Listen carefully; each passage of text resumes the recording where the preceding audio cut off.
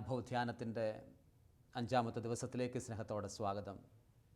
ഈ ദിവസം നമ്മൾ ധ്യാനിക്കുന്നത് ഈശോയുടെ കുരിശിലെ മൊഴിയുടെ അവസാനത്തെ 3 പ്രധാനപ്പെട്ട വാചകങ്ങളാണ്.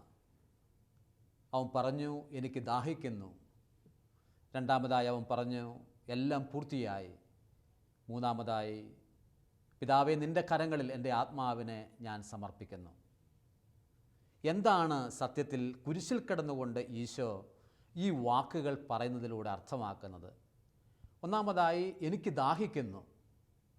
നമ്മൾ ഓർക്കണം, 3 മണിക്കൂർ സമയത്തിലധികം കുരിശു യാത്ര നടത്തിയ ഈശോ 3 അല്ല 30 പ്രാവശ്യം വീഴുകയും കുരിശോടുകൂടെ എഴുന്നേൽക്കുകയും ചെയ്ത ഈശോ കുരിശിൽ കിടക്കുന്ന അവസാന മണിക്കൂറിൽ എനിക്ക് ദാഹിക്കുന്നു എന്ന് പറയുന്നത് എന്തെങ്കിലും വെള്ളം കുടിക്കാൻ വേണ്ടി ദാഹിക്കുന്നതാണോ? തീർച്ചയായിട്ടുമല്ല. ചിലർ അതിനെ വ്യാഖ്യാനിക്കുന്നു, ആത്മാക്കൾക്ക് വേണ്ടി അവൻ ദാഹിക്കുകയാണ്. ആത്മാക്കൾക്ക് വേണ്ടി ദാഹിക്കുന്നതും കുരിശിൽ കിടന്നുകൊണ്ടാണോ? അതുമാകണമെന്നില്ല. പിന്നെ എന്താണ് ഈശോ കുരിശിൽ കിടന്ന് ദാഹിക്കുന്നു എന്ന് പറയുന്നത്? ഇത് നാം മനസ്സിലാക്കണമെങ്കിൽ പീഡാനുഭവത്തിൻ്റെ തലേ രാത്രി നടന്ന സംഭവവും പിറ്റേ ദിവസം നടന്ന സംഭവവും തമ്മിൽ നമ്മൾ ഈ വാചകങ്ങളെ കൂട്ടിച്ചേർക്കണം. പീഡാനുഭവത്തിൻ്റെ തലേ രാത്രി പെസഹായുടെ ദിവസമാണ്.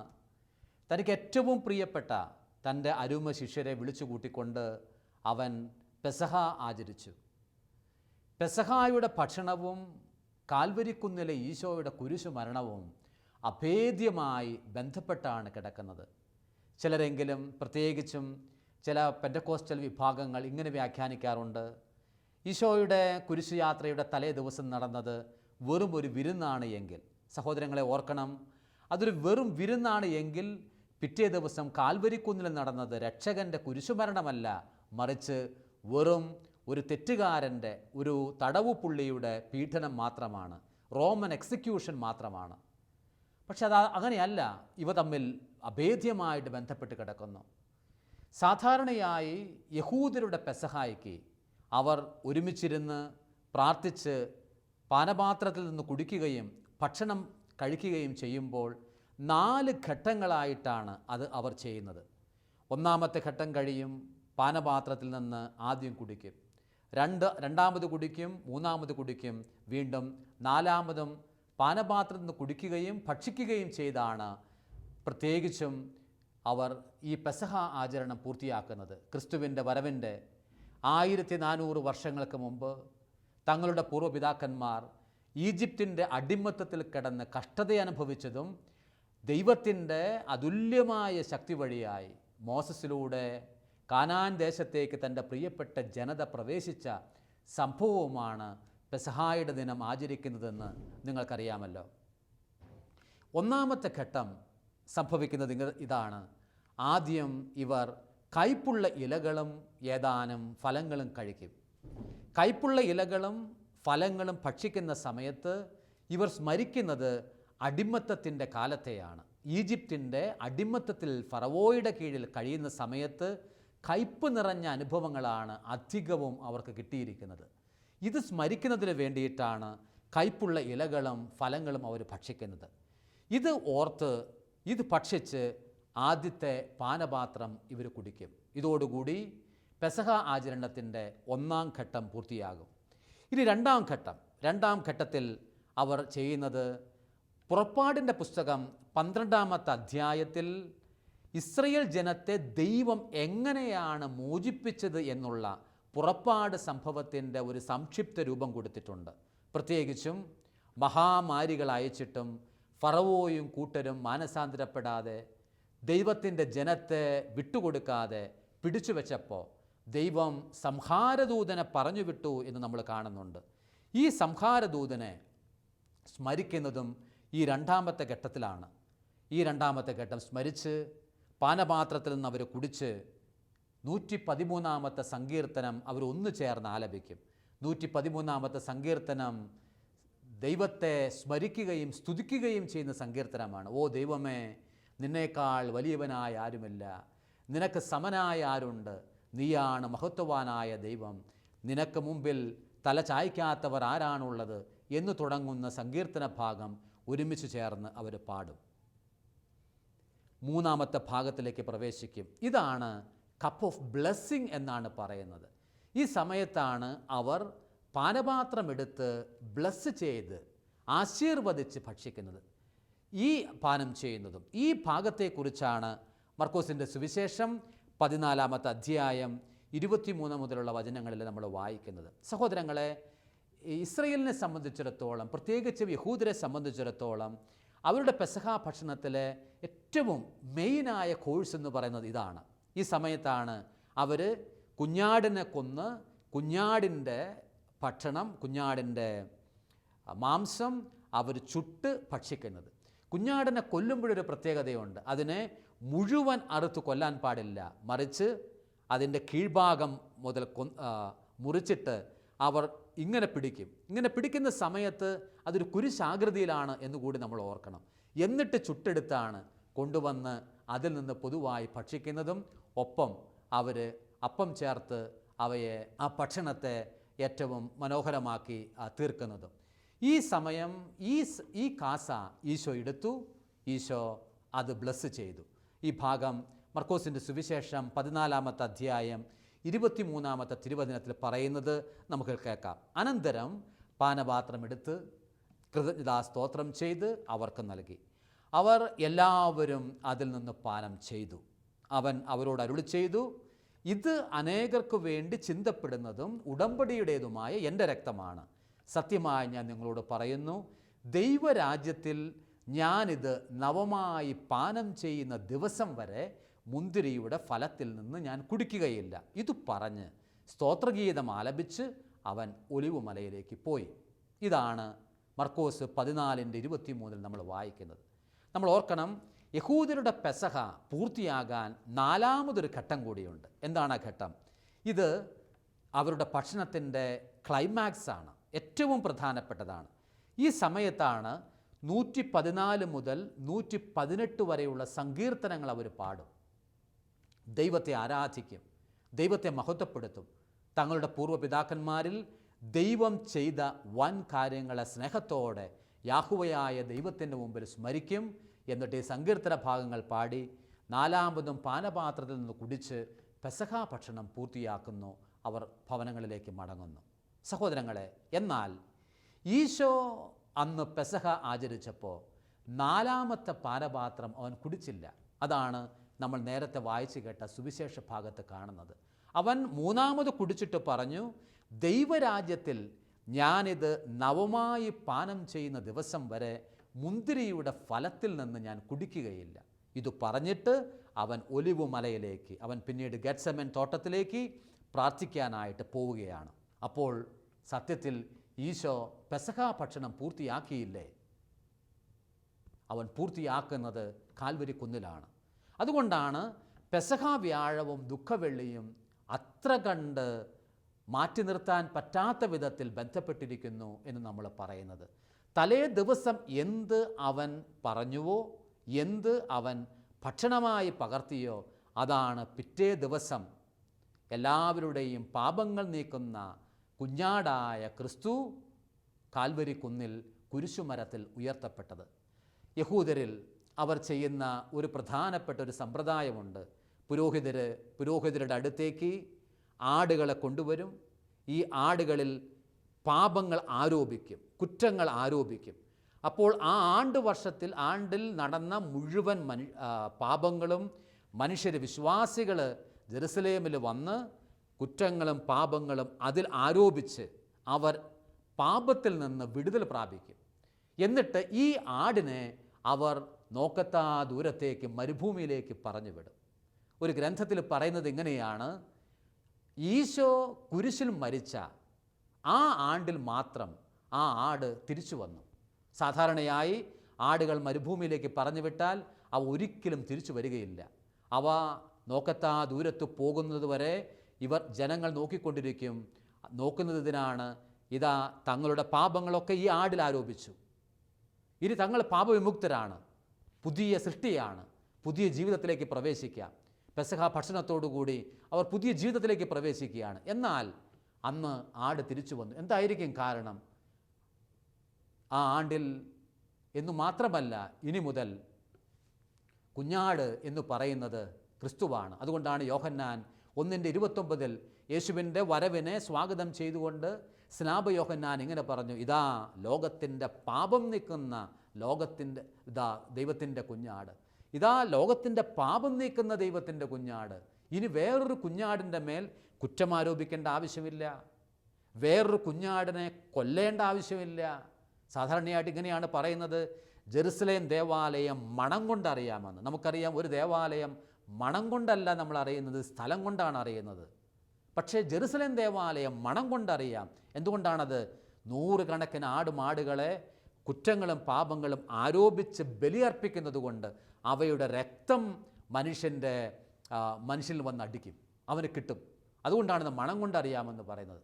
എന്നാൽ ഈശോയുടെ കാൽവരിക്കുന്നിലെ മരണത്തിന് ശേഷം ഇനി ഒരു ആടിനെ നിങ്ങൾ ബലിയർപ്പിക്കേണ്ട ആവശ്യമില്ല, ഇനി മൃഗങ്ങളെ നിങ്ങൾ ബലിയർപ്പിക്കേണ്ട ആവശ്യമില്ല. കാരണം ബലിവസ്തുവും മൃഗവും നിത്യപുരോഹിതനുമായി കാൽവരിക്കുന്നിൽ അവൻ ബലിയായി അർപ്പിച്ചു കഴിഞ്ഞു. നമുക്ക് നേരത്തെ കേട്ട വചനത്തിലേക്ക് മടങ്ങിപ്പോകാം. അവൻ കുരിശിൽ കിടക്കുന്ന സമയത്ത് യോഹന്നാൻ്റെ സുവിശേഷം 19-ാമത്തെ അധ്യായം 28-ാമത്തെ തിരുവചനം ഇങ്ങനെയാണ് പറയുന്നത്, അനന്തരം എല്ലാം പൂർത്തി ആയി എന്ന് കണ്ടപ്പോൾ തിരുവെഴുത്തുകൾ പൂർത്തിയാകുന്നതിന് വേണ്ടി അവൻ ഇങ്ങനെ പറഞ്ഞു, എനിക്ക് ദാഹിക്കുന്നു. എല്ലാം ഏതാണ്ട് അവസാനിച്ചു എന്ന് കണ്ടപ്പോൾ തിരുവെഴുത്തുകൾ പൂർത്തിയാകുന്നതിന് വേണ്ടി കാൽവരിക്കുന്നിലെ ഈശോ കുരിശിൽ കിടക്കുന്ന അവസാന മണിക്കൂറിൽ ഇങ്ങനെ പറഞ്ഞു, എനിക്ക് ദാഹിക്കുന്നു. ഉടനെ തന്നെ ഒരു പാത്രം വിനാഗിരി അവിടെ ഉണ്ടായിരുന്നു. അതിൽ നീർപ്പഞ്ഞി മുക്കി ഹീസോപ്പിൻ്റെ തണ്ടുപയോഗിച്ച് അവൻ്റെ ചുണ്ടോടടുപ്പിച്ചു. അവനത് സ്വീകരിച്ചിട്ട് പറഞ്ഞു, എല്ലാം പൂർത്തിയായി, എല്ലാം പൂർത്തിയായി. അപ്പോൾ എന്തിനാണ് അവൻ ദാഹിച്ചത്? അവൻ ദാഹിച്ച അവൻ്റെ 4-ാമത്തെ പാനപാത്രം എന്ന് പറയുന്നത് അവൻ്റെ മരണമാണ്. നിങ്ങൾ ഓർക്കുന്നില്ലേ, എനിക്ക് ഇനിയും ഒരു മാമോദീസ മുങ്ങുവാനുണ്ട് എന്ന് അവൻ പലയാവർത്തി തൻ്റെ പ്രിയപ്പെട്ട ശിഷ്യരോട് ഓർമ്മിപ്പിച്ച കാര്യം എന്താണ്? ആ മാമോദീസ കാൽവരിക്കുന്നിലെ ഈ ബലിയാണ്, ഈ യാഗമാണ്. ഇതുപോലെ തന്നെ ഇവൻ്റെ ദാഹം എന്ന് പറയുന്നത് മരണമാണ്. നമ്മുടെ മരണവും യേശുവിൻ്റെ മരണവും തമ്മിൽ ഒരു പ്രധാനപ്പെട്ട വ്യത്യാസം ഇതാണ്, നമ്മൾ മരിക്കുന്നത് എപ്പോഴാണ് എന്ന് നമുക്ക് യാതൊരു ഉറപ്പുമില്ല. എന്നാൽ ഈശോ അവൻ ദൈവകുമാരനായതുകൊണ്ട്, അവൻ ദൈവം തന്നെ ആയതുകൊണ്ട് അവൻ തീരുമാനിച്ചെങ്കിലേ അവൻ മരിക്കൂ. അവൻ തീരുമാനിച്ചെങ്കിലേ അവൻ മരിക്കൂ. എത്ര മുറിവേറ്റാലും അവൻ 3 മണിക്കൂർ സമയം കൊണ്ട് 100 കണക്കിന് എഴുതപ്പെട്ടതും എഴുതപ്പെടാത്തതും റിലീജിയസായ ലോകത്തിലുള്ളതും സെക്കുലറായ ലോകത്തിലുള്ളതുമായ 100 കണക്കിന് പ്രവചനങ്ങളാണ് രക്ഷകനെക്കുറിച്ചുള്ളത് കാൽവരിക്കുന്നിൽ പൂർത്തിയാകുന്നത്. അവൻ കരുതി, അവൻ പറഞ്ഞു, ഇതാ എല്ലാം പൂർത്തിയായി. അവനെല്ലാം പൂർത്തിയായി എന്ന് പറഞ്ഞാൽ പിന്നെ പൂർത്തിയാക്കാൻ വേണ്ടി വേറൊരു പ്രവാചകൻ്റെ അവതരണത്തിന് സാധ്യതയില്ല. കാരണം എല്ലാ പ്രവചനങ്ങളുടെയും പൂർത്തീകരണം അവനിലാണ്. വേറെ ദൈവസങ്കല്പങ്ങളുടെ ആവശ്യമില്ല, കാരണം അവനിലെല്ലാം പൂർത്തിയാവുകയാണ്. തുടർന്ന് അവൻ പറഞ്ഞു, പിതാവേ, നിൻ്റെ കരങ്ങളിൽ എൻ്റെ ആത്മാവിനെ ഞാൻ സമർപ്പിക്കുന്നുവെന്ന്. ഒരു യഹൂദ സ്ത്രീ തനിക്ക് ജനിക്കുന്ന കുഞ്ഞിൻ്റെ കാതിൽ ആദ്യം ഓതിക്കൊടുക്കുന്ന പ്രാർത്ഥനാമന്ത്രമാണ് ഇത്. മറിയം തീർച്ചയായും പ്രിയസുതനായ യേശുവിൻ്റെ കാതുകളിലെ മന്ത്രം ചൊല്ലിക്കൊടുത്തിട്ടുണ്ട്. മകനെ, പ്രതിസന്ധികളുടെ സമയത്തും എല്ലാം കൊടുക്കുന്ന സമയത്തും ഇത് പറയണം. ഇതാ അവൻ പറഞ്ഞു, എൻ്റെ പിതാവേ, എൻ്റെ സ്വർഗത്തിലെ അപ്പ, നിൻ്റെ കരങ്ങളിൽ എൻ്റെ ആത്മാവിനെ ഞാൻ സമർപ്പിക്കുന്നു. ഇത് പറഞ്ഞ് തല ചായ്ച്ച് അവൻ മരണം വരിച്ചു. സഹോദരങ്ങളെ, യേശുവിൻ്റെ ഈ യാഗത്തെ നമ്മൾ സ്മരിക്കുമ്പോൾ നമ്മൾ ഓർക്കണം, അവൻ നമുക്ക് വേണ്ടി മാറിയ കുഞ്ഞാടാണ്. അവൻ ദാഹിച്ചത് ഈ മരണത്തിന് വേണ്ടിയിട്ടാണ്. ഹീസോപ്പിൻ്റെ തണ്ടുപയോഗിച്ച് അവൻ്റെ ചുണ്ടോട് നീർപ്പഞ്ഞി അടുപ്പിച്ചു എന്ന് പറയുമ്പോൾ നമ്മളുടെ ഓർമ്മയിലേക്ക് വരേണ്ടത്, പുറപ്പാടിൻ്റെ പുസ്തകത്തിൽ ഇതുപോലെ തന്നെ സംഹാരദൂതനെ കടത്തിവിടുന്ന നേരത്ത് സംഹാരദൂതൻ ഏതെല്ലാം ഭവനങ്ങളിൽ തൊടുകയില്ല എന്ന് ബൈബിൾ പറയുന്നുണ്ട്. ഏത് ഭവനത്തെയാണ് അത്? ആരുടെയൊക്കെ വീടിൻ്റെ മേൽപ്പടിയിലും വാതിൽപ്പടിയിലും ഇതാ കുഞ്ഞാടിൻ്റെ രക്തം തളിക്കപ്പെട്ടിട്ടുണ്ടോ ആ ഭവനത്തെ തൊടരുത്. അപ്പോൾ അന്ന് അവർ ചെയ്തതാണ്, കുഞ്ഞാടിനെ കൊന്ന് ഹിസോപ്പ് ചെടി ഉപയോഗിച്ചുകൊണ്ട് വാതിൽപ്പടിയിലും മേൽപ്പടിയിലുമായി അവർ ഇതാ രക്തം തളിക്കും. അപ്പോൾ സംഹാരദൂതൻ കടന്നു പോകുമ്പോൾ മറ്റെല്ലാവരെയും വധിച്ച് നശിപ്പിച്ച് കളയുമെങ്കിലും ദൈവത്തിൻ്റെ പ്രിയപ്പെട്ട മക്കളെ ദൈവം കാത്തുകൊള്ളുന്നു. ഇതിൻ്റെ സർവ്വപൂർത്തീകരണം നമ്മൾ കാണുന്നത് ഇതേ ഹിസോപ്പ് തടി ഉപയോഗിച്ചുകൊണ്ട് എന്നേക്കുമായ കുഞ്ഞാടായ അറുക്കപ്പെട്ട പെസഹാ കുഞ്ഞാടായ ഈശോ കാൽവരി കുന്നിൽ അർപ്പിക്കുന്ന സമയത്തും അവനോടും അടുപ്പിക്കുന്നുണ്ട് ഹിസോപ്പ് ചെടിയുടെ തണ്ട്. ആ തണ്ട് ഉപയോഗിച്ച് ഇനി മുതൽ അവൻ്റെ രക്തം ആരുടെ എല്ലാം മേൽ തളിക്കപ്പെടുന്നുണ്ടോ, ആരെല്ലാം ഇത് സ്വീകരിക്കുന്നുണ്ടോ, ഇത് പാനം ചെയ്യുന്നുണ്ടോ, ആരുടെ എല്ലാം ശരീരത്തിൻ്റെ ഭാഗമായി അവൻ മാറുന്നുണ്ടോ, അവരൊന്നും ഇനി തിന്മയുടെ ഭാഗമല്ല എന്നാണ് ഈശോ നമുക്ക് പറഞ്ഞു തരുന്നത്. ഇതാ അങ്ങനെ അവൻ്റെ മരണം സകല പ്രവചനങ്ങളുടെയും പൂർത്തീകരണമായി കാൽവരി കുന്നിൽ നടന്നു. ഇതിന് രണ്ടാമത്തൊരു ഭാഗം കൂടിയുണ്ട്. അതുകൂടി നമ്മൾ ധ്യാനിച്ചെങ്കിലേ ഈ ദിവസം പൂർണ്ണമാകൂ. സഹോദരങ്ങളെ, ഇതിൻ്റെ രണ്ടാമത്തെ ഭാഗം ഇതായിരിക്കും എന്ന് ഞാൻ കരുതുന്നു. ഒരുപാട് മനുഷ്യർ അന്ന് കാൽവരിയുടെ പരിസരത്തിലും അകലെയുമായി കഴിഞ്ഞവർ എന്തെങ്കിലും ഒരു അത്ഭുതം അവൻ ചെയ്ത് മടങ്ങി വരുമെന്ന് കരുതി. കാരണം ഒട്ടേറെ മനുഷ്യന് പ്രതീക്ഷ കൊടുത്ത് അവൻ മനുഷ്യരെ വളർത്തിയിട്ടുണ്ടായിരുന്നു.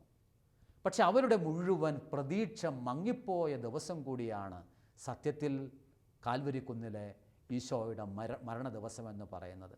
ഈശോയെ സംബന്ധിച്ചിടത്തോളം, ദൈവരാജ്യത്തെ സംബന്ധിച്ചിടത്തോളം അത് വിജയത്തിൻ്റെ ദിവസമാണ്. കാരണം വിശുദ്ധ പൗലോസ് അപ്പോസ്തലൻ കൊളോസ്സുകാർക്ക് എഴുതിയ ലേഖനം 2-ാമത്തെ അധ്യായത്തിൽ പറയുന്നു, അവൻ ആധിപത്യങ്ങളെ മുഴുവൻ നിരായുധമാക്കി, സകലതിനെയും നിരായുധമാക്കിക്കൊണ്ട് കുരിശിൽ അവൻ വിജയം ആഘോഷിച്ചു. കുരിശ് വിജയത്തിൻ്റെ ആഘോഷമാണ്. പക്ഷേ അത് മനസ്സിലാകാത്ത മനുഷ്യർക്ക്, പ്രത്യേകിച്ച് ശിഷ്യന്മാർ ഉൾപ്പെടെ, അപ്പസ്തോലന്മാർ ഉൾപ്പെടെ, തൻ്റെ പ്രിയപ്പെട്ട മുഴുവൻ ഒരുപാട് മനുഷ്യർക്ക് ഒട്ടേറെ നിരാശയ്ക്ക് സാധ്യതയായിട്ടത് മാറി. അവർ വിഷമിച്ചു. കാരണം ഇനി എങ്ങനെ ജീവിക്കും? യഹൂദരെ ഭയന്നെങ്ങനെ ജീവിക്കും? ഇത്രയും കാലം ജോലി പോലും വേണ്ടെന്ന് വെച്ച് ഈ മീൻപിടുത്തക്കാരൻ്റെ കൂട്ടത്തിൽ നടന്നത് മഹാ അബദ്ധമായോ? ഈ ആശാരിപ്പണിക്കാരൻ്റെ കൂട്ടത്തിൽ നടന്ന് യാത്ര ചെയ്തത് കഷ്ടമായോ എന്നൊക്കെ പലരും ചിന്തിച്ചിട്ടുണ്ടായിരിക്കും. എന്നാൽ സഹോദരങ്ങളെ, 2 പേർ പ്രതീക്ഷ കൈവിടാതെ നിലനിന്നിട്ടുണ്ട്. ആ 2 പേരെ കുറിച്ച് പറഞ്ഞിട്ട് നമുക്ക് ആരാധനയിലേക്ക് പ്രവേശിക്കാം. ഈ 2 പേർ ആരാണ്? 1 അവൻ്റെ അമ്മയായ മറിയം, 2 അവൻ്റെ തിരുവുത്ഥാനത്തിന് സാക്ഷ്യം നൽകിയ മറിയം മഗ്ദലന. ഈ 2 മറിയമാരെ നമ്മൾ സ്മരിക്കണം. നമ്മൾ ഓർക്കുക, കാൽവരി കുന്നിൽ അന്ന് കീഴെ ആരൊക്കെയുണ്ട്? ഒരു പറ്റം സ്ത്രീകളാണ് സഹോദരങ്ങളെ അവിടെ ഉള്ളത്. ആകെ പേരിന് ഒരു പുരുഷനുണ്ട്, യോഹന്നാൻ. അവൻ ചെറുപ്പക്കാരനാണ്, കല്യാണം കഴിച്ചിട്ടില്ല. അവൻ അമ്മ മറിയത്തിൻ്റെ കൈപിടിച്ചവിടെ കൂട്ടത്തിൽ നിൽക്കുന്നുണ്ട്. ബാക്കി എല്ലാവരും ഓടി. ഒരു പറ്റം മറിയമാർ അമ്മ മറിയത്തോടൊപ്പം, മറിയം മഗ്ദലനയോടൊപ്പം. പേരിന് യോഹന്നാൻ. ബാക്കി എല്ലാവരും ഓടി ഒളിച്ചു. ഇതാ ഈ മറിയത്തിന് കൃത്യമായിട്ടറിയാം, സത്യത്തിൽ ഈ നടന്നു പോകുന്നവൻ, ഈ കുരിശിൽ മരിക്കുന്നവൻ ഉദ്ധാനം ചെയ്യുമെന്ന്. സത്യത്തിൽ എനിക്ക് തോന്നുന്നു അന്നത്തെ കാൽവരി യാത്രയിൽ യേശുവിൻ്റെ ഉദ്ധാനത്തെക്കുറിച്ച് പരിപൂർണമായ ബോധ്യമുണ്ടായിരുന്നത് മറിയത്തിന് മാത്രമായിരിക്കും. നിങ്ങൾ ചോദിക്കും, എന്താണ് അതിനൊരു തെളിവ്? തെളിവ് നമ്മൾക്ക് അവരുടെ ജീവിതത്തിൽ നിന്ന് പിടികിട്ടും. നിങ്ങൾ നോക്കുക, പ്രിയസുതനായ ഈശോ മണിക്കൂറുകൾ കുരിശും വരിച്ചുകൊണ്ട് കാൽവരിക്കുന്നിലേക്ക് പോവുകയാണ്. പോകുന്ന സമയത്ത് പലയാവർത്തി അവൻ വീണിട്ടുണ്ട്, പലയാവർത്തി അവൻ അടികളേറ്റിട്ടുണ്ട്, ഒട്ടേറെ വിഷമതകളിലൂടെ കടന്നുപോയിട്ടുണ്ട്. നിങ്ങൾ ചിന്തിച്ചേൻ, ഒരു പെറ്റ അമ്മയ്ക്ക് ഒരു സ്വന്തം കുഞ്ഞ് നിലത്ത് വീഴുന്നത് കണ്ടാൽ നോക്കി നിൽക്കുക സാധ്യമാണോ? ഒരിക്കലും നിൽക്കില്ല. അവൾ ചാടി ആ കുഞ്ഞിനെ എങ്ങനെയെങ്കിലും രക്ഷിക്കും. മറ്റുള്ളവർ ഉപദ്രവിക്കുന്നത് കണ്ടുകൊണ്ട് ഏതൊരമ്മയ്ക്കാണ് മാറി നിൽക്കാൻ കഴിയുന്നത്? ഒരമ്മയ്ക്കും കഴിയില്ല. എന്നാൽ അമ്മ മറിയം ഈശോ അവളുടെ മുമ്പിൽ കിടന്നാണ് ആപാദ ചൂടം ഉച്ചി മുതൽ ഉള്ളംകാല് വരെ മുറിവേൽക്കുന്നത്. ഒട്ടേറെ അടിക്കപ്പെടുന്നുണ്ട്, വിഷമിക്കുന്നുണ്ട്, എല്ലാവരും തള്ളി മാറ്റുന്നുണ്ട്, പ്രിയപ്പെട്ടവരെല്ലാവരും ഓടി ഒളിക്കുന്നുണ്ട്. ഈ കാഴ്ചകളെല്ലാം മറിയം തൻ്റെ കൺമുമ്പിലിരുന്ന് കാണുന്നുണ്ട്. എന്നാൽ ഈ അമ്മ ഒട്ടും തകരാതെ ആ കുരിശ് യാത്രയിൽ പ്രിയസുതനോടൊപ്പം യാത്ര ചെയ്തു. അവൾ കുതിറി റോമൻ പടയാളികളുമായി യുദ്ധത്തിന് പോയില്ല. നിങ്ങൾ കാണുന്നില്ലേ നമ്മുടെ പാരമ്പര്യത്തിൽ വെറോനിക്ക എന്ന് പറയുന്ന സ്ത്രീ, അവൾ എടുത്തുചാടി. കാരണം സ്ത്രീയുടെ ഹൃദയത്തിന് അത്ര കണ്ട് പിടിച്ചു നിൽക്കുക സാധ്യമല്ല. അവൾ എടുത്തു ചാടിയത് എന്തിനാണ്? ഈശോയുടെ മുഖം തുടയ്ക്കാൻ വേണ്ടി, രക്തത്തിൽ കുളിച്ച് കിടക്കുന്ന ഈശോയുടെ മുഖം തുടയ്ക്കാൻ വേണ്ടി. ആരാണ് വെറോനിക്ക? പാരമ്പര്യമനുസരിച്ച് പറയുന്നത് പിലാത്തോസിൻ്റെ ഭാര്യയായ ക്ലോദിയായുടെ സഹോദരിയാണ് വെറോനിക്ക. അവൾക്ക് വേറെ ഒന്നും ചെയ്യാൻ കഴിയില്ല, സ്വാധീനിക്കാനുള്ള കഴിവ് അവൾക്കില്ല. അതുകൊണ്ട് അവൾ എടുത്തു ചാടി. ഇവളെടുത്ത് ചാടിയിട്ടും മറിയമേ, നീ എന്തുകൊണ്ട് എടുത്തു ചാടിയില്ല? നിൻ്റെ പുത്രനല്ലേ, വെറോനിക്കയുടെ പുത്രനൊന്നുമല്ലല്ലോ. മറിയമേ, നിനക്ക് എങ്ങനെ കുരിശുയാത്ര പൂർണ്ണമാക്കാൻ കഴിഞ്ഞു? സ്വന്തം പുത്രൻ വീഴുന്നത് കണ്ടിട്ടും നീ എന്തുകൊണ്ട് എടുത്തു ചാടിയില്ല? നീ എന്തുകൊണ്ട് അവൻ്റെ കുരിശിനെ സഹായിക്കാൻ പോയില്ല? മറിയമേ, നീ എങ്ങനെ അത്രയും സമയം എല്ലാത്തിനെയും അതിജീവിച്ച് നിന്നു? വിസ്മയമാണ് സഹോദരങ്ങളെ, നമുക്ക് വിസ്മയമാണ്. മറിയത്തിനത് കഴിഞ്ഞത്. മറിയത്തിനറിയാം, ഈ ദുഃഖവെള്ളിക്ക് ശേഷം ദിവസങ്ങൾ പിന്നിട്ട് 3-ാം നാളെന്ന് പറയുന്നൊരു ദിവസമുണ്ടെങ്കിൽ കല്ലറകളെ പിളർന്ന് അവൻ ഉയർത്തെഴുന്നേൽക്കുമെന്ന്. സഹോദരങ്ങളെ, സത്യത്തെ മൂടി വയ്ക്കുക സാധ്യമല്ല. കാരണം അസത്യത്തേക്കാൾ ശക്തം സത്യമാണ്. പ്രകാശത്തെ എല്ലാ കാലത്തേക്കും മറച്ചു പിടിക്കാൻ കാർമേഘങ്ങൾക്ക് കഴിയുകയില്ല. കാരണം കാർമേഘത്തിൻ്റെ എല്ലാ വഴികളെയും പൊട്ടിച്ചുകൊണ്ട് നിത്യസൂര്യനായ പ്രകാശം ഭൂമിയിലേക്ക് വഹിക്കുക തന്നെ ചെയ്യും. സ്നേഹത്തിന് വെറുപ്പിനേക്കാൾ എല്ലാ കാലത്തും എല്ലാ സംസ്കാരങ്ങളിലും ശക്തിയുണ്ട്. കാരണം അതാണ് ബലം. എങ്കിൽ ഇതാ കുഴിമാടത്തിന് കാവൽ പോലും ഏർപ്പെടുത്തുന്നുണ്ടെന്ന് നമുക്ക് അറിയാം. ലോകത്തിൽ എന്തെങ്കിലും മനുഷ്യരെ കേട്ടിട്ടുണ്ടോ മനുഷ്യരെ കുഴിച്ചിട്ടിട്ട് കാവലേർപ്പെടുത്തുക? ഒരു കാവൽക്കാരനും തടഞ്ഞു നിർത്താൻ പറ്റുന്നതല്ല യേശുവിൻ്റെ തിരുവുത്ഥാനം. ഒരു കരിമ്പാറയ്ക്കും മറച്ചു പിടിക്കാൻ പറ്റുന്നതല്ല യേശു എന്ന ദൈവകുമാരൻ്റെ തിരുവുത്ഥാനം. അതുകൊണ്ട് മറിയത്തിനറിയാം, ഇതിനെല്ലാം ശേഷം അവൻ പുറത്തു വരിക തന്നെ ചെയ്യുമെന്ന്. ഓ മറിയമേ, നീ സൂക്ഷിച്ച നിൻ്റെ മനസ്സ് ഞങ്ങൾക്ക് തരണമേ എന്ന് പ്രാർത്ഥിക്കണം. ഇതുപോലെ തന്നെയാണ് മറ്റൊരു മറിയം മഗ്ദലനയും. അവളും ദുഃഖശനിയാഴ്ചയും ഉയർപ്പിൻ്റെ ഞായറിൻ്റെ പ്രഭാതത്തിലും പോകുന്നുണ്ട് കുഴിമാടത്തിലേക്ക്, വലിയ താല്പര്യത്തോടു കൂടി. അതുകൊണ്ട് തന്നെ യേശുവിൻ്റെ പ്രത്യക്ഷീകരണം അവൾക്ക് ആദ്യമേ ലഭിക്കുന്നുവെന്ന് ബൈബിളിൽ നമ്മൾ വായിക്കുന്നു. സഹോദരങ്ങളെ, പ്രതീക്ഷ നഷ്ടപ്പെടുന്ന സമയത്ത്, പ്രത്യാശ ഒരുപാട് മറഞ്ഞു പോകുന്ന സമയത്ത് ചേർത്ത് പിടിക്കാൻ വേണ്ടിക്കൂടിയാണ് ഈശോ കുരിശിൽ നമുക്ക് അമ്മയെ തന്നത്. അതുകൊണ്ടാണ് സഭാപിതാക്കന്മാർ ദുഃഖശനിയിൽ സഭ എങ്ങനെ ജീവിച്ചു എന്ന് പറയുന്നത് ഇങ്ങനെയാണ്: ദുഃഖശനി അമ്മയുടേതായിരുന്നു. അമ്മയാണ് പ്രിയപ്പെട്ട ശിഷ്യന്മാരെയും വിശ്വസിച്ച സമൂഹത്തെയും ചേർത്ത് പിടിച്ചു നിന്നത്. അതുകൊണ്ട് ദുഃഖശനി അമ്മ കാത്ത ശനിയായതുകൊണ്ട് ആണ്ടുവട്ടത്തിലെ എല്ലാ ശനിയാഴ്ചയും അമ്മ മറിയത്തിന് കൊടുക്കുന്നതായിട്ട് മാറി. നമുക്ക് സ്നേഹത്തോടെ ജീവിതത്തിൽ ഉണ്ടാകുന്ന എല്ലാ അനുഭവങ്ങളുടെ പിറകിലും, ഒതുക്കപ്പെടുന്ന സമയത്തും ക്രൂശിക്കപ്പെടുന്ന സമയത്തും 3-ാം നാൾ എന്ന് പറയുന്നൊരു ദിവസമുണ്ട് എങ്കിൽ ഞാനും നിങ്ങളും ഉദ്ധാനം ചെയ്യും എന്ന വിശ്വാസം നമുക്ക് സൂക്ഷിക്കാം. എൻ്റെ മനസ്സിലേക്ക് വരുന്ന വ്യക്തി ഫാദർ സാജൻ എന്നുള്ള മാർത്തോമാക്കാരൻ, ഒരു വൈദികനാണ്. അദ്ദേഹം ക്യാൻസർ പിടിച്ച് വെല്ലൂർ കിടക്കുന്ന സമയത്ത്, ഏറെ വിഷമിക്കുന്ന രാത്രിയിൽ അദ്ദേഹം ഒരു ഗ്രന്ഥം തുറന്ന് വായിച്ചു. ആ ഗ്രന്ഥത്തിൽ ഇങ്ങനെ എഴുതിയിരിക്കുന്നു: ഒരു മഴയും തോരാതിരുന്നിട്ടില്ല. ഇത് അദ്ദേഹത്തിന് ഒരുപാട് പ്രതീക്ഷ കൊടുത്തു. അദ്ദേഹം പിന്നീട് ക്യാൻസറിൻ്റെ പിടിയിൽ അമരുന്ന സമയത്തും വേദനയുടെ സമയത്തും അദ്ദേഹം ഈ വരികളെ കൂട്ടിച്ചേർത്ത് അദ്ദേഹത്തിൻ്റെ സ്വന്തം പ്രാർത്ഥന വരികളാക്കി ചേർത്തു. അദ്ദേഹം ഇങ്ങനെ എഴുതി: ഒരു മഴയും തോരാതിരുന്നിട്ടില്ല, ഒരു കാറ്റും അടങ്ങാതിരുന്നിട്ടില്ല, ഒരു രാവും പുലരാതിരുന്നിട്ടില്ല, എങ്കിൽ ദൈവമേ ഒരു നോവും കുറയാതിരുന്നിട്ടില്ല. ഈശോ, നീ അടികളേറ്റ് മുറിവുകളേറ്റ് ശേഷം 3-ാം നാൾ ഉദ്ധാനം ചെയ്തുവെങ്കിൽ ഈ പാവപ്പെട്ട വൈദികനെ പ്രതീക്ഷ കൊടുത്ത് പുതുജീവനിലേക്ക് നീ കൊണ്ടുവന്നുവെങ്കിൽ, അമ്മ മറിയത്തെയും മറിയം മഗ്ദലനയെയും അവിടുന്ന് അനുഗ്രഹീതരാക്കി മാതൃകയാക്കി ഞങ്ങളുടെ മുമ്പിൽ വെച്ചുവെങ്കിൽ, ഈശോ ഉത്ഥാനത്തിൻ്റെ പ്രതീക്ഷയിൽ ജീവിക്കാൻ ഞങ്ങൾക്ക് കരുത്ത് തരണമേ എന്ന് സ്നേഹത്തോടെ നമുക്ക് പ്രാർത്ഥിക്കാം. ഈശോ എല്ലാവരെയും അനുഗ്രഹിക്കട്ടെ.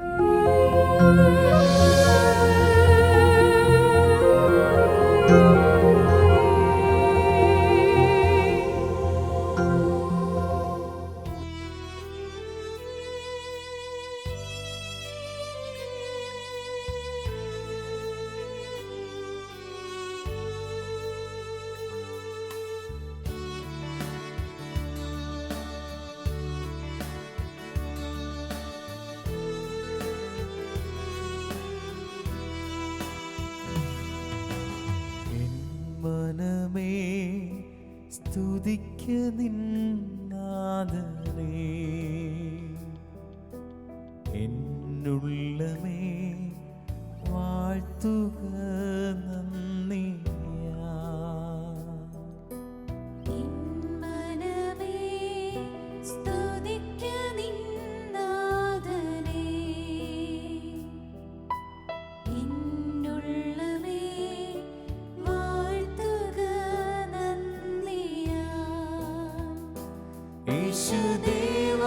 യേശുദേവാദിദേവൻ കർത്താദികർത്തൻ, പതിനായിരങ്ങളിൽ അതിശ്രേഷ്ഠൻ. യേശുദേവാദിദേവൻ കർത്താദികർത്തൻ, പതിനായിരങ്ങളിൽ അതിശ്രേഷ്ഠൻ. ആശ്രയിപ്പാ യോഗ്യനാമേശുവേ, ആശ്വാസമാ നീ മതി എന്നുമേ. ആശ്രയിപ്പാൻ യോഗ്യനാമേശുവേ,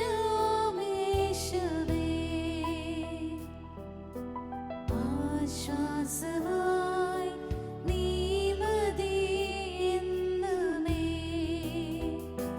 യേശുദേവാദിദേവൻ കർത്താദികർത്തൻ, പതിനായിരങ്ങളിൽ അതിശ്രേഷ്ഠൻ.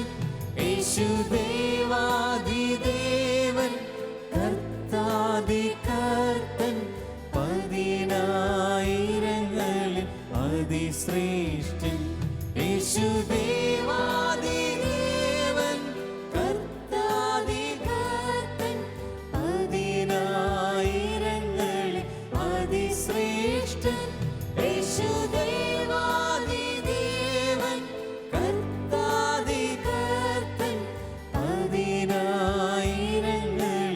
അതിശ്രേഷ്ഠൻ.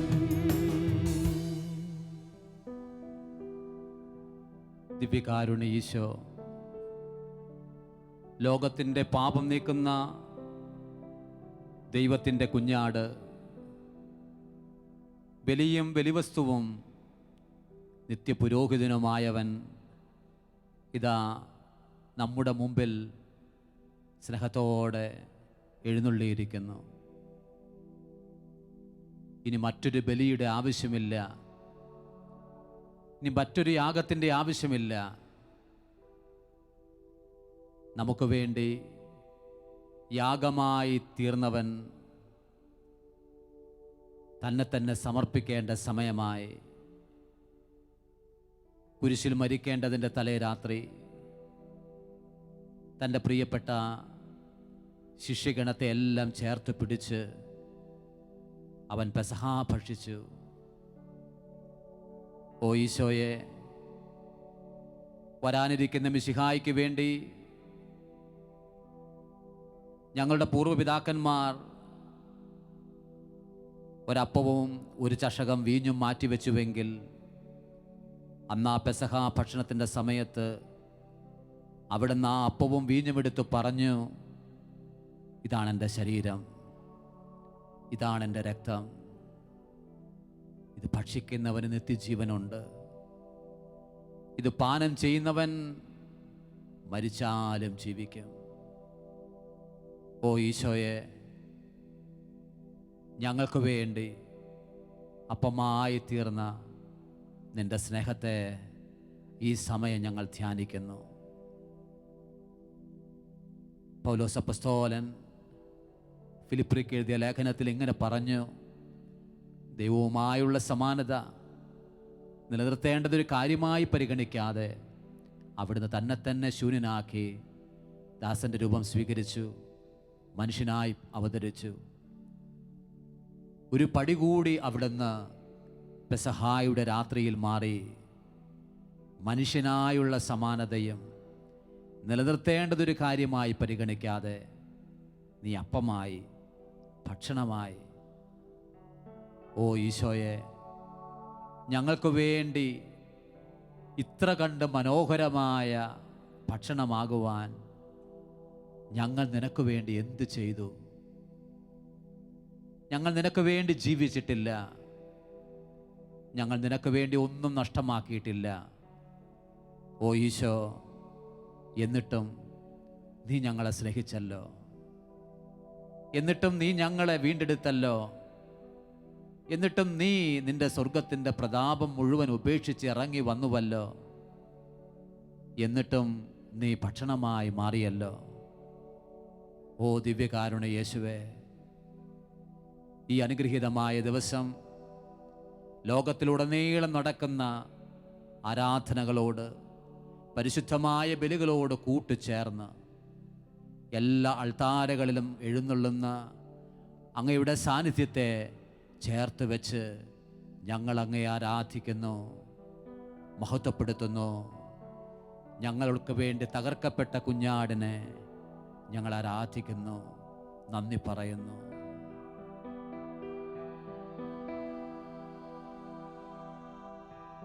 ഇത്ര ചെറുതാകാൻ ഇത്ര വളരേണം, ഇത്ര സ്നേഹിക്കാൻ എന്തു വേണം? ഇത്ര ചെറുതാകാൻ എത്ര വളരേണം, ഇത്ര സ്നേഹിക്കാൻ എന്തു വേണം? ഇത്ര ചെറുതാകാൻ എത്ര വളരേണം, ഇത്ര സ്നേഹിക്കാൻ എന്തു വേണം? ഇത്ര ചെറുതാകാൻ എത്ര വളരേണം, ഇത്ര സ്നേഹിക്കാൻ എന്തു വേണം? നിങ്ങളെന്നെ ഗുരുവും കർത്താവും എന്ന് വിളിക്കുന്നു. ശരിയാണ്, ഞാൻ നിങ്ങളുടെ ഗുരുവും കർത്താവുമാണ്. നിങ്ങളുടെ ഗുരുവും കർത്താവുമാണ് ഞാനെങ്കിൽ ഞാൻ ചെയ്തതുപോലെ നിങ്ങളും ചെയ്യണം. ഞാൻ പ്രവർത്തിച്ചതുപോലെ നിങ്ങളും പ്രവർത്തിക്കണം. ഞങ്ങളുടെ ഗുരുവും കർത്താവുമായ ഈശോയെ, ഞങ്ങൾ ഓരോരുത്തരും വലുതാകാനുള്ള യുദ്ധത്തിലാണ്. എന്നാൽ പെസഹായിൽ നീ ഞങ്ങളോട് പറഞ്ഞു, അല്ല, അപ്പമായി തീരുന്നതിലാണ് മഹത്വം ഇരിക്കുന്നത് എന്ന്, ചെറുതാകുന്നതിലാണ് മഹത്വം ഇരിക്കുന്നത് എന്ന്. ഞങ്ങൾ പലപ്പോഴും വലുതാകാനുള്ള യുദ്ധത്തിൽ മുന്നോട്ട് പോയതുകൊണ്ടല്ലേ ഞങ്ങൾക്ക് പലതും നഷ്ടമായത്. സ്നേഹം നഷ്ടമായത്, കൂട്ടുകെട്ടുകൾ നഷ്ടമായത്, സുഹൃത്ത് ബന്ധങ്ങൾ നഷ്ടമായത്. ഓ ഈശോയെ, അങ്ങ് പരിശുദ്ധ കുർബാന സ്ഥാപിച്ച ദിവസത്തെ സ്നേഹത്തോടെ ഞങ്ങൾ സ്മരിക്കുമ്പോൾ അങ്ങയെ പോലെയാകാൻ അങ്ങയുടെ ഹൃദയം ഞങ്ങൾക്ക് തരണമേ. അങ്ങയെ പോലെയാകാൻ ചെറുതാകലിൻ്റെ മഹത്വം അവിടുന്ന് ഞങ്ങൾക്ക് പറഞ്ഞു തരണമേ. അങ്ങയെ പോലെയാകാൻ അങ്ങ് പഠിപ്പിച്ച പാഠങ്ങൾ ഞങ്ങൾക്ക് ഓർമ്മപ്പെടുത്തി തരണമേ. സ്നേഹത്തോടെ ഈശോയോട് നമുക്ക് പ്രാർത്ഥിക്കാം. ഇത്ര ചെറുതാകാൻ എത്ര വളരേണം, ഇത്ര സ്നേഹിക്കാൻ എന്തു വേണം? ഇത്ര ചെറുതാകാൻ എത്ര വളരേണം? ഇത്ര സ്നേഹിക്കാൻ എന്തു വേണം?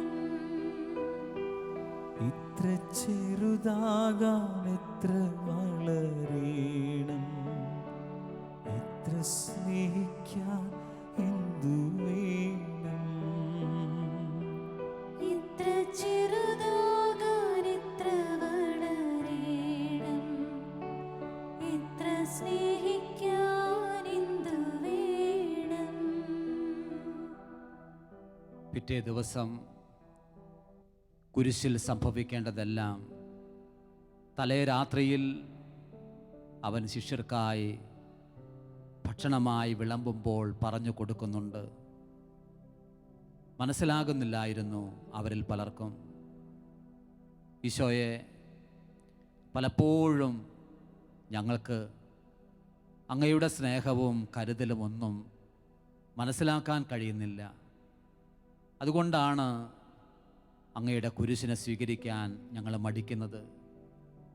ഞങ്ങൾ വളരെ അധികം തളർന്നു പോകുന്നത്. ഏതെങ്കിലും തെറ്റുകളിൽ പെടുമ്പോൾ ഞങ്ങൾ നഷ്ടധൈര്യരായി മാറുന്നത് അതുകൊണ്ടാണ്. ഞങ്ങളെ ഒരിക്കലും ശിക്ഷിക്കുന്ന ദൈവമല്ലല്ലോ ഞങ്ങളുടെ കർത്താവ്. ഞങ്ങൾ വീണുപോയാലും വീണവരെ പിടിച്ചെഴുന്നേൽപ്പിക്കുന്ന ദൈവമാണല്ലോ ഞങ്ങളുടെ ഈശോ. ഞങ്ങൾ വേണ്ട എന്ന് വെച്ചാലും ഞങ്ങളെ വേണ്ട എന്ന് വെക്കാത്തൊരു ദൈവമാണല്ലോ ഞങ്ങളുടെ ഈശോ. ഞങ്ങൾ തള്ളി മാറ്റിയാലും ഞങ്ങളെ തള്ളിമാറ്റാത്ത ഈശോ ആണല്ലോ ഞങ്ങളുടെ ദൈവം. ഈശോയിലേക്ക് നമുക്ക് നോക്കാം. ദിവ്യകാരുണ്യത്തിലേക്ക് നമുക്ക് നോക്കാം. ദിവ്യകാരുണ്യത്തിൽ നമ്മുടെ കണ്ണുകൾ നമുക്ക് പതിപ്പിക്കാം. മനസ്സും ശരീരവും നമുക്ക് പതിപ്പിക്കാം. കുരിശിലെ വിശുദ്ധ യോഹന്നാൻ എന്ന വിശുദ്ധാത്മാവ് ഇങ്ങനെ പറയും: അവനെ നോക്കി നോക്കി നമ്മുടെ കണ്ണുകളിലെ പാപക്കറകൾ മായ്ച്ചു കളയണം. അവനെ ധ്യാനിച്ച് ധ്യാനിച്ച് ഹൃദയത്തിലെ പാപക്കറകൾ മായ്ച്ചു കളയണം. അവനെക്കുറിച്ച് ചിന്തിച്ച് ചിന്തിച്ച് അവൻ്റെ മുമ്പിലായിരുന്ന കരചരണങ്ങളിലെ അശുദ്ധിയെല്ലാം മായ്ച്ചു കളയണം. ഈശോയെ, ഈ ദിവസം ഞങ്ങൾ അങ്ങയുടെ മുമ്പിലായിരിക്കുന്നു, അങ്ങയുടെ സ്നേഹത്തിൻ്റെ മുമ്പിലായിരിക്കുന്നു.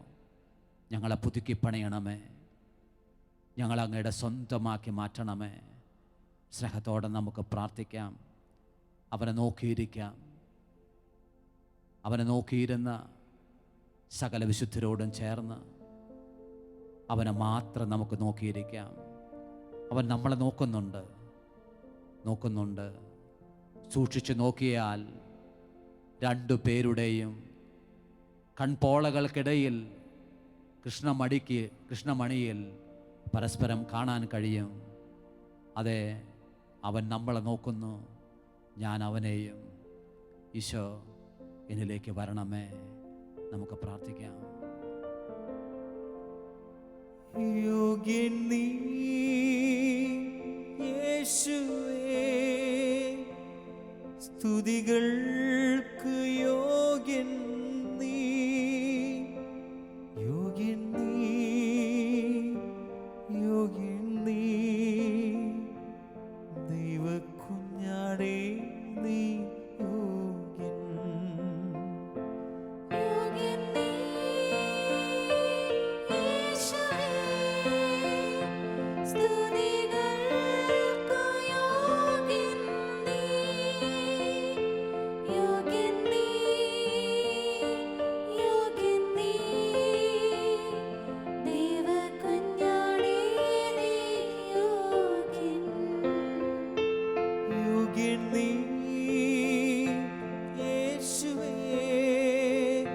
സ്തുതികൾക്ക് യോഗ്യൻ നീ, യോഗ്യൻ നീ, യോഗ്യൻ നീ, ദൈവകുഞ്ഞാടേ നീ യോഗ്യൻ. യോഗ്യൻ നീ, യോഗ്യൻ നീ, ദൈവകുഞ്ഞാടേ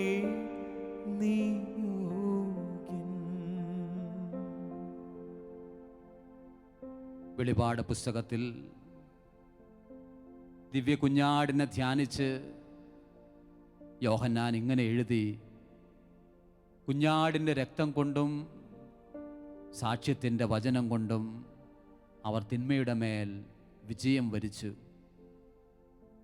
ഇനി മുതൽ മനുഷ്യൻ വിജയം കരസ്ഥമാക്കേണ്ടത് കുരിശിൽ മരിച്ച പെസഹ കുഞ്ഞാടിൻ്റെ ശക്തിയിലാണ്. അറുക്കപ്പെട്ട കുഞ്ഞാട് ഇവനെപ്പോലെ മറ്റാരും ഇവന് മുമ്പോ ശേഷമോ ഉണ്ടായിട്ടില്ല. അന്ന് അബ്രഹാം തൻ്റെ പ്രിയപ്പെട്ട മകനായ ഇസഹാക്കിനെ കൊണ്ട് മോറിയ മല കയറിയപ്പോൾ ഇസഹാക്കിന് പകരം ഒരാടിനെ മുൾപടർപ്പിൽ പിതാവായ ദൈവം സൂക്ഷിച്ചു വെച്ചു. എന്നാൽ ഈശോ കുരിശുമരവുമായി കാൽവരിയിലേക്ക് ചെന്നപ്പോൾ ഒരാടും അവന് പകരമുണ്ടായില്ല. എന്തുകൊണ്ടാണ് പിതാവായ ദൈവം അത് നൽകാതിരുന്നത്? ഈശോയെ, ഞങ്ങൾ അറിയുന്നു, അങ്ങേക്ക് മുമ്പോ അങ്ങേക്ക് ശേഷമോ അങ്ങയെപ്പോലൊരു കുഞ്ഞാടുണ്ടായിട്ടില്ല. പാപക്കറ കഴുകുന്ന കുഞ്ഞാട്, പെസഹ കുഞ്ഞാട്, മാനവകുലത്തിൻ്റെ രക്ഷയുടെ അച്ചാരമായ കുഞ്ഞാട്, സകല തലമുറകളുടെയും വീണ്ടെടുപ്പിൻ്റെ കാരണമായ കുഞ്ഞാട്, ശാപക്കെട്ടുകൾ മുഴുവൻ അഴിയുന്ന രക്തത്തിൻ്റെ കുഞ്ഞാട്, ഓ സ്വർഗത്തിലെ പിതാവിൻ്റെ ഏകജാതനായ കുഞ്ഞാട്, കുഞ്ഞാടിൻ്റെ രക്തത്താൽ ഞങ്ങളെല്ലാവരും ഈ ദിവസം കഴുകപ്പെടട്ടെ. അവൻ്റെ പെസഹായിൽ ഞങ്ങളെല്ലാവരും പങ്കുകാരാകട്ടെ. അങ്ങനെ രക്ഷയിൽ ഞങ്ങളെല്ലാവരും അങ്ങയുടെ രക്ഷ സ്വന്തമാക്കുന്നവരാകട്ടെ. ഈശോയെ, ഞങ്ങളിലേക്ക് വരണമേ. നമുക്ക് പ്രാർത്ഥിക്കാം. കുടുംബാംഗങ്ങളെ ചേർത്ത് വെച്ച് പ്രാർത്ഥിക്കാം. പ്രിയപ്പെട്ടവരെ ചേർത്ത് വെച്ച് നമുക്ക് പ്രാർത്ഥിക്കാം. അവൻ്റെ രക്തത്താൽ നമ്മളും നമ്മുടെ തലമുറകളും നമ്മുടെ പ്രിയപ്പെട്ടവർ മുഴുവൻ ഈ ദിവസം മുദ്രിതമാകട്ടെ. കുരിശിൻ്റെ ശക്തിയാൽ എല്ലാവരും മുദ്രിതമാകട്ടെ. ഈശോയെ, ഞങ്ങൾ പ്രാർത്ഥിക്കുന്നു. ആദിനും അന്തിനുമായോനെ, ജീവൻ ഉറവിടമായോനെ, ഞാനോ നിത്യം ജീവിപ്പാൻ സ്വയയാഗമായോനെ. ആദിനുമന്ത്യനുമായോനെ, ജീവൻ ഉറവിടമായോനെ, ഞാനോ നിത്യം ജീവിപ്പാൻ സ്വയയാഗമായോനെ. ആദിനും അന്തിനുമായോനെ, ജീവൻ ഉറവിടമായോനെ, ഞാനോ നിത്യം ജീവിപ്പാൻ സ്വയയാഗമായോനെ. Hallelujah, hallelujah, hallelujah, hallelujah. ഓ ഹല്ലേലൂയ, ഹല്ലേലൂയ, ഹല്ലേലൂയ, ഹല്ലേലൂയ.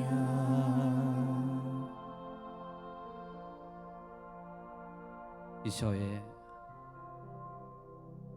നീ പോകാൻ സമയത്ത് നിന്റെ ആഗമനം വരെ, രണ്ടാമത്തെ ആഗമനം വരെ കാത്തു സൂക്ഷിക്കാൻ നീ ഞങ്ങൾക്ക് തന്ന സമ്മാനമാണല്ലോ ദിവ്യകാരുണ്യം. ഇത് നിങ്ങൾ എൻ്റെ ഓർമ്മയ്ക്ക് വേണ്ടി ചെയ്യണം. കൂടുമ്പോഴൊക്കെ ചെയ്യണം, പ്രാർത്ഥിക്കുമ്പോഴൊക്കെ ചെയ്യണം, എല്ലാ സഭകളിലും ഇത് ചെയ്യണം. അവൻ്റെ രണ്ടാമത്തെ ആഗമനം വരെയും ഇത് ആവർത്തിക്കണം. ദിവ്യകാരുണ്യ ഈശോയെ, അങ്ങയെ പരസ്യമായി ആരാധിക്കാൻ കഴിയാതെ, അങ്ങയെ വണങ്ങാൻ കഴിയാതെ നിലകൊള്ളുന്ന എല്ലാ വ്യക്തികളെയും സമൂഹങ്ങളെയും വിഭാഗങ്ങളെയും അങ്ങയുടെ കരങ്ങളിലേക്ക് സ്നേഹത്തോടെ ഞങ്ങൾ തരുന്നു. അങ്ങയെ സ്നേഹിക്കാത്തവർക്ക് വേണ്ടി കൂടി ഈശോയെ, ഈ പെസഹാ ദിനത്തിൽ ഞങ്ങൾ അങ്ങയെ സ്നേഹിക്കുന്നു.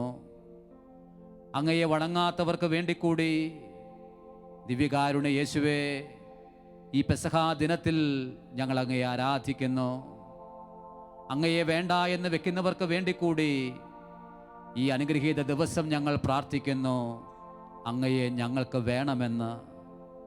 ഈശോയെ, ആദം മുതൽ അവസാന മനുഷ്യൻ്റെ പാപം വരെയും ഏറ്റെടുത്ത് യാഗമായി തീർന്നവനെ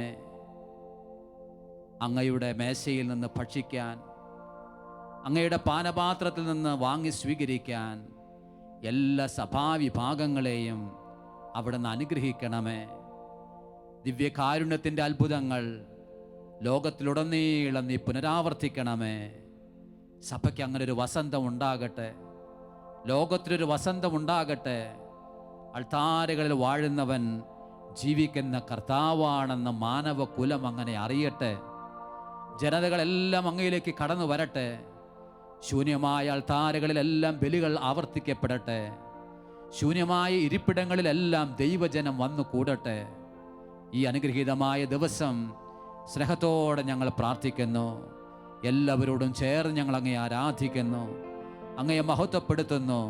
പെസഹ കുഞ്ഞാടിനെ ഞങ്ങൾ ആരാധിക്കുന്നു, അറുക്കപ്പെട്ട കുഞ്ഞാടിനെ ഞങ്ങൾ ആരാധിക്കുന്നു, തകർക്കപ്പെട്ട ദൈവത്തെ ഞങ്ങൾ ആരാധിക്കുന്നു, ഞങ്ങളോടൊപ്പം സഹിക്കുന്നവനെ ഞങ്ങൾ ആരാധിക്കുന്നു. മാനവകുലത്തിൻ്റെ പ്രതീക്ഷയെ ഞങ്ങൾ അങ്ങയെ ആരാധിക്കുന്നു. മരണത്തെ തോൽപ്പിച്ചവനെ ഞങ്ങൾ ആരാധിക്കുന്നു. ഉദ്ധാനം ചെയ്തവനെ ഞങ്ങൾ ആരാധിക്കുന്നു. സ്നേഹത്തോടെ നമുക്ക് ഹൃദയത്തിൽ പറയാം. ദിവ്യകാരുണ്യമായി എന്നെ തേടിയെത്തുന്ന യേശു, അങ്ങേ ഞാൻ ഇന്ന് ആരാധിക്കുന്നു. ആനന്ദത്തോടെ ആരാധിക്കുന്നു. ദിവ്യകാരുണ്യമായി എന്നെ തേടിയെത്തുന്ന ഈശോ, അങ്ങേ ഞാൻ ആരാധിക്കുന്നു. ആനന്ദത്തോടെ ആരാധിക്കുന്നു. ദിവ്യകാരുണ്യമായി എന്നെ തേടിയെത്തുന്ന യേശു, അങ്ങേ ഞാൻ ഇന്ന് ആരാധിക്കുന്നു. ആനന്ദത്തോടെ ആരാധിക്കുന്നു. ദിവ്യകാരുണ്യമായി എന്നെ തേടിയെത്തുന്ന ഈശോ, അങ്ങേ ഞാൻ ആരാധിക്കുന്നു. ആനന്ദത്തോടെ ആരാധിക്കുന്നു. വിശ്വാസത്തിൻ്റെ കണ്ണുകൾ കൊണ്ട് ഹൃദയവും മനസ്സും തുറന്ന് ദിവ്യകാരുണ്യ കർത്താവിനെ ആരാധിച്ചുകൊണ്ട് അവനെ നമ്മുടെ ഓരോരുത്തരുടെയും ജീവിതത്തിൻ്റെയും കുടുംബത്തിൻ്റെയും നാഥനായി പുനഃപ്രതിഷ്ഠ ചെയ്തുകൊണ്ട് നമുക്കവൻ്റെ ആശീർവാദം സ്വീകരിക്കാം. ഈശോയെ, ഞങ്ങളങ്ങേ ആരാധിക്കുന്നുവെന്ന് ഹൃദയത്തിൽ പറയുകയും ചെയ്യാം. സ്വർഗത്തിൽ നിന്നാഗതമാ ജീവൻ നൽകുമൊരപ്പം നീ, മർത്തിനു മുക്തി പകർന്നരുളും നിത്യമഹോന്നത അപ്പം നീ, നിത്യമഹോന്നത അപ്പം നീ. മാനവരേ മോദമോടെ നാഥനെ വാഴ്ത്തി പാടിടുവിൻ. ദൈവത്തിൻ പരിപാവനമാ സന്നിധി ചേർന്നു വണങ്ങിടുവിൻ. സന്നിധി ചേർന്നു വണങ്ങിടുവിൻ. സ്വർഗത്തിൽ നീ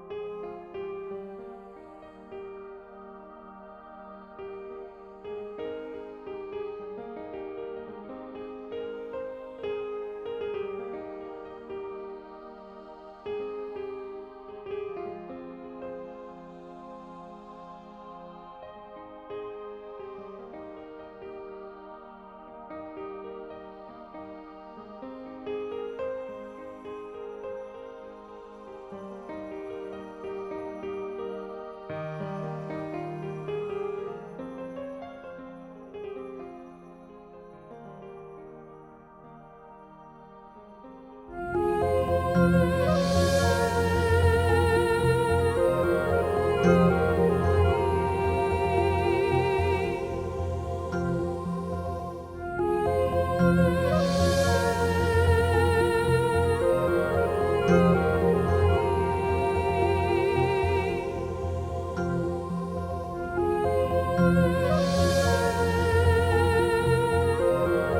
you.